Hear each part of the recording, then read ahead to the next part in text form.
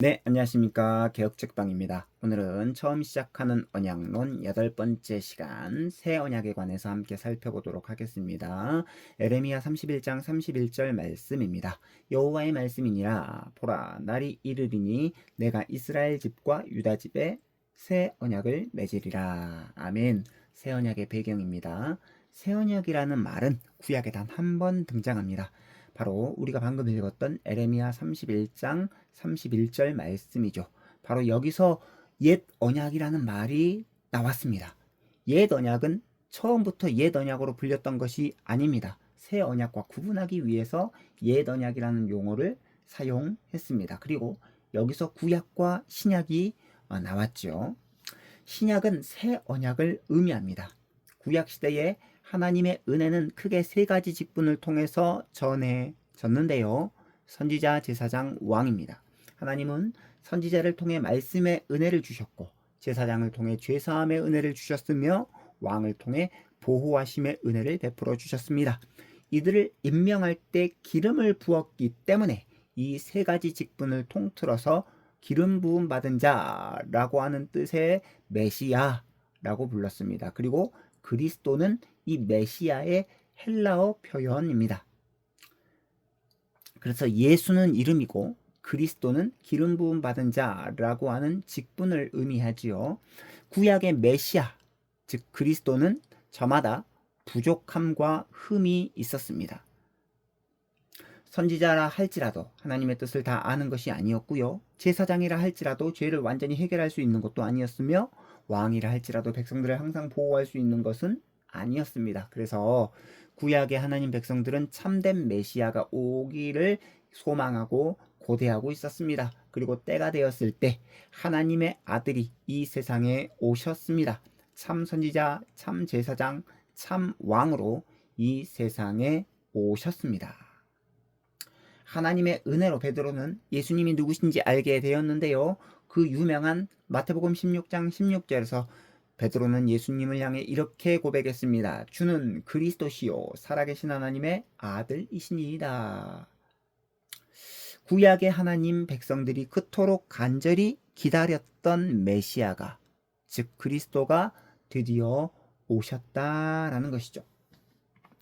자, 그러면 새 언약의 내용에 관해서 살펴보도록 하겠습니다. 새 언약은 참된 선지자, 참된 제사장, 참된 왕이 올 것이다라고 예고했는데요. 예수님은 다음과 같이 옛 언약을 성취하시고 새 언약의 시대를 시작하셨습니다. 첫 번째, 예수님은 참된 선지자가 되심으로 옛 언약을 성취하셨습니다. 두 번째, 예수님은 참된 제사장이 되심으로 옛 언약을 성취하셨습니다. 세 번째, 예수님은 참된 왕이 되심으로 옛 언약을 성취하셨습니다. 하나씩 살펴보도록 하겠습니다. 예수님은 참된 선지자가 되심으로 먼저 옛 언약을 성취하셨는데, 예수님은 구약의 선지자들과는 달랐습니다. 구약의 선지자들은 하나님에 대해 충분히 알지 못했고 그들 중에 상당수는 거짓 선지자도 존재했습니다. 하지만 예수님은 하나님에 대해 모든 것을 알고 계셨고 예수님의 말씀은 심지어 하나님의 말씀이었다라는 거죠. 왜냐하면 예수님은 성자 하나님이시기 때문입니다. 그래서 예수님이 요한복음 10장 30절에서 나와 아버지는 하나다라고 말씀하셨죠. 두 번째, 예수님은 참된 제사장이 되심으로 옛 언약을 성취하셨는데요. 예수님은 구약의 제사장들과는 달랐습니다. 구약의 제사장들은 매일 반복해서 제사를 드려야 했지만 예수님은 한 번의 제사로 충분했습니다. 구약의 제사장들은 짐승을 잡아서 여러 번 반복적으로 제사를 드렸지만 예수님은 자신의 몸으로 단 한 번의 제사를 드렸습니다. 바로 십자가에서 자기 자신을 제물로 드려서 영원한 제사, 완벽한 제사를 하나님 앞에 드리셨다라는 거죠. 그래서 히브리서 10장 10절, 이 뜻을 따라 예수 그리스도의 몸을 단번에 드리심으로 말미암아 우리가 거룩함을 얻었노라 라고 말씀하죠. 세 번째, 예수님은 참된 왕이 되심으로 옛 언약을 성취하셨습니다. 예수님은 구약의 왕들과는 달랐습니다. 구약의 왕들이 가지고 있는 권세는 제한적일 수밖에 없었습니다. 구약의 왕들은 백성들을 항상 보호하지 못했습니다. 특히 구약의 왕들은 죽음의 권세를 극복하지 못했습니다. 늘 다윗은 사울의 쫓김을 당해야 했고요.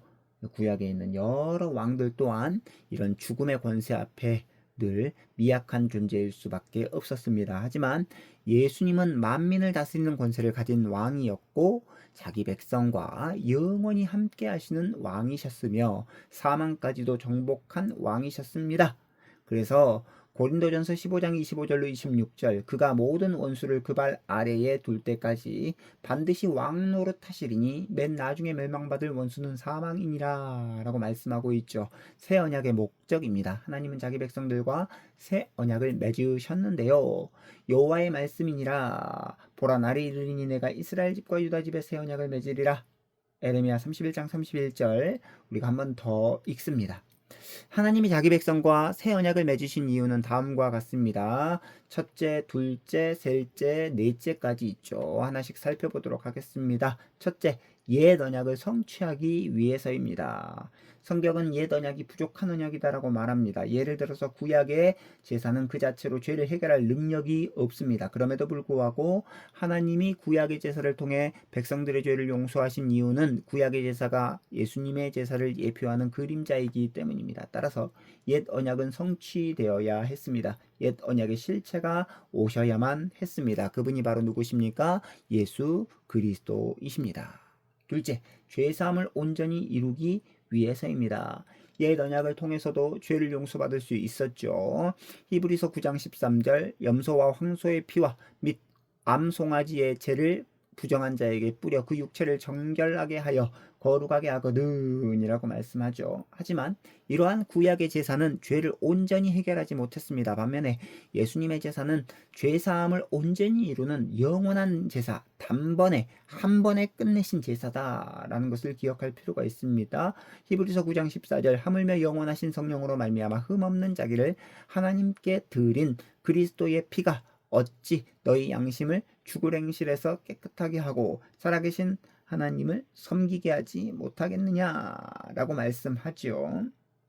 셋째, 예수님만이 온전한 중보자이시기 때문입니다. 역사상 수많은 중보자가 있었습니다. 모세도 그랬고요. 구약에 있는 선지자 제사장 왕도 중보자의 역할을 감당했습니다. 하지만 그들은 온전한 중보자가 아니었습니다. 그들은 하나님과 우리의 관계를 완전히 회복할 수 없었습니다. 그들도 사망을 정복하지 못한 죽음의 권세 아래 있는 똑같은 우리와 같은 인간이었다라는 것이죠. 오직 예수님만이 하나님과 우리 사이를 온전히 회복하십니다. 그래서 디모데전서 2장 5절 하나님은 한 분이시요 또 하나님과 사람 사이에 중보자도 한 분이시니 곧 사람이신 그리스도 예수라. 사람이신 예수님께서 이 땅에 오셔서 사람이 당해야 될 그 모든 죄와 형벌을 당해주시고 3일 만에 부활하셨습니다. 왜요?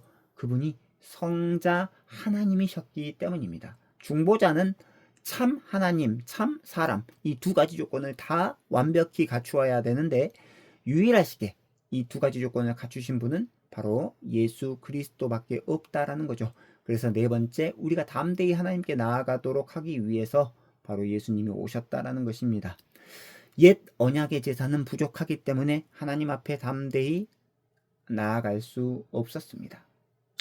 하지만 새 언약의 제사는 완전합니다. 그래서 신자들은 담대히 하나님 앞에 나아갈 수 있습니다. 히브리서 10장 19절 그러므로 형제들아 우리가 예수의 피를 힘입어 성소에 들어갈 담력을 얻었나니 라고 말씀하죠.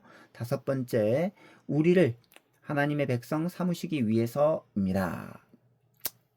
자, 구약의 이스라엘도 하나님의 백성이었습니다. 하지만 그들은 자주 하나님을 떠났고 쉽게 하나님의 언약을 어겼습니다.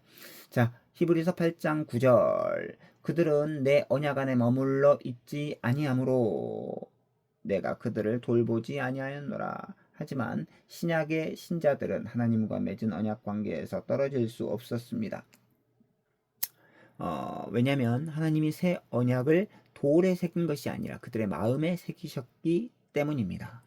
히브리서 8장 10절 또 주께서 이르시되 그날 후로 내가 이스라엘 집과 맺을 언약은 이것이니 내 법을 그들의 생각에 두고 그들의 마음에 이것을 기록하리라. 나는 그들에게 하나님이 되고 그들은 내게 백성이 되리라. 아멘. 그래서 나눔을 위한 질문입니다.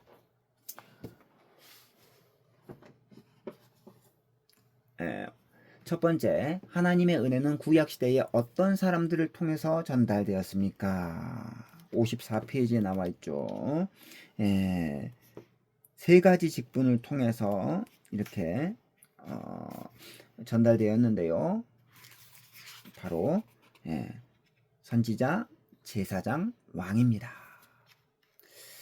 자, 그러면 두 번째입니다. 왜 구약의 하나님 백성들은 참된 메시아를 소망하고 고대했습니까? 구약의 그리스도는 저마다 부족함과 흠이 있었기 때문에 그랬죠. 55페이지에 나와 있습니다. 인간 그리스도, 인간 메시아는 부족함과 흠이 있었기 때문에 구약의 이스라엘 백성들이 참된 메시아를 소망하고 고대할 수밖에 없었습니다. 세 번째, 그러면 예수님은 어떻게 옛 언약을 성취하셨습니까? 세 가지로 성취하셨죠. 참된 선지자가 되심으로, 두 번째 참된 제사장이 되심으로, 세 번째 참된 왕이 되심으로 옛 언약을 성취하셨습니다. 자, 그러면 마지막입니다. 하나님이 자기 백성들과 새 언약을 맺으신 목적이 뭡니까? 다섯 가지죠. 다섯 가지. 첫 번째, 옛 언약을 성취하기 위해서이고요. 두 번째, 죄사함을 온전히 이루시기 위해서이고요. 세 번째, 예수님만이 온전한 중보자이시기 때문에 바로 새 언약을 맺으셨고요. 네 번째, 우리가 담대하게 하나님께 나아가도록 하기 위해 새 언약을 맺으셨습니다. 다섯 번째, 우리를 하나님의 백성 삼으시기 위해 새 언약을 맺으셨습니다. 그래서 언약으로 본 구속사입니다. 새 언약에 관해서 이렇게 정리할 수 있습니다. 하나님이 옛 언약을 성취하신 언약을 가리켜서 새 언약이다 라고 할 수 있습니다. 그래서 구약과 신약은 단절되면 안 되고요. 연결되어야 된다라는 것을 기억할 필요가 있습니다. 구약 따로 신약 따로 이렇게 생각하면 안 되고, 구약의 약속이 신약에 와서 성취되었기 때문에 구약과 신약의 이 연결성을 우리가 늘 기억할 필요가 있습니다. 그래서 언약으로 본 구속사의 정리 내용, 우리의 구원자는 바로 그 옛 언약을 성취하신 예수 그리스도이심을 우리가 기억할 필요가 있습니다. 자, 오늘은 여기까지고요.